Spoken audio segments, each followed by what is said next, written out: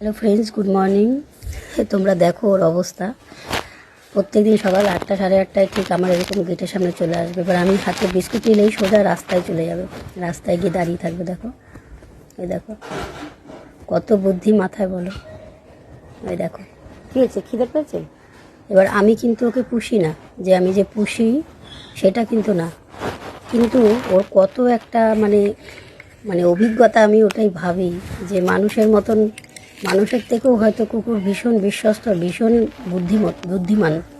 তো যেই কারণে তোমরা দেখো যে ঠিক আমি বিস্কুটটা হাতে নিয়েছি, ও সঙ্গে সঙ্গে দৌড়ে রাস্তায় চলে আসলো। কারণ আমি ওইখানেই ওকে দিই বলে ওঠেই গিয়ে আগের থেকে গিয়ে দাঁড়িয়ে আছে। হ্যাঁ, এইবার কথা হচ্ছে যে এই বিস্কুটটা খাবে, খেয়ে কিন্তু আর কিন্তু আসে না, সেই সকালবেলাই আসবে, সকালবেলায় এসে বিস্কুট খেতেই আসে।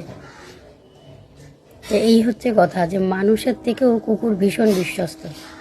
না আমি ওকে সারাদিন খেতে দিই, না সারাদিনই ওকে খুঁজি, না কিছু, কিন্তু ওর যে একটা টাইম, মানে যে ওর যে একটা অভিজ্ঞতা, আমি এটাই ভাবি যে ওরা তো আর ঘড়ি দেখতে পারে না যে ঘড়ি দেখে টাইম টু টাইম আসবে, সেটা না, কিন্তু ওদের যে কত মানে কি বলবো, যে এত অভিজ্ঞতা যে ঠিক টাইমে এসে দাঁড়িয়ে থাকে। দেখো, খেয়েছিস?